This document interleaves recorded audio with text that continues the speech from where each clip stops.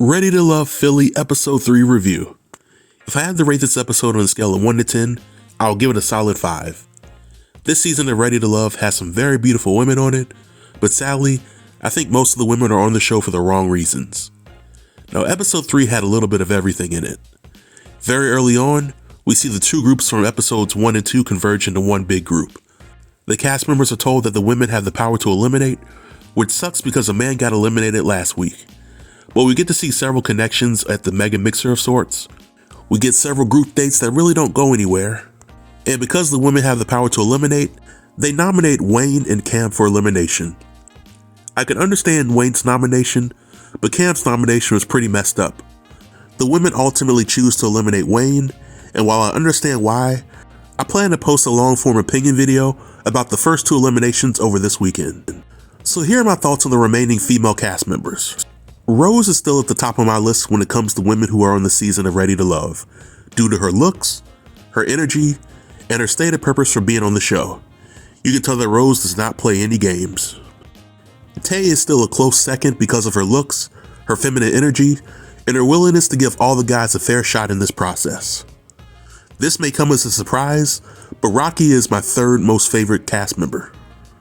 She didn't really impress me in last week's episode, but for this episode, I enjoyed her energy and how she allowed herself to be feminine during the dates. Sadly, Deonna is no longer at the top of my list, and this is primarily because of her interaction with Cam. I initially thought that these two would hit it off pretty well because they're in the same profession, but the exact opposite happened. Deonna didn't really show Cam a lot of respect for being new to the firefighting game.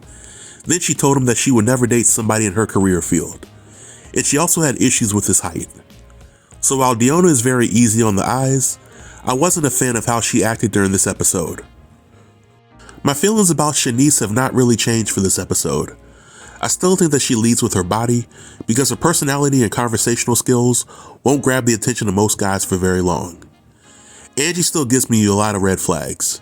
In my first review, I mentioned that Angie gives me the red flags because of how she tends to love very hard. And seeing how she overreacted about Wayne not texting her, let me know that Angie's going to be a handful.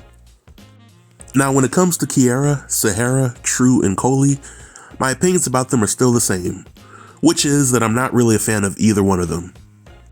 Out of this group, the only one that I could really see making it to the end would be Kiara due to her connection with Jay. But Sahara, True, and Coley have officially been added to my list of locks for elimination for the season.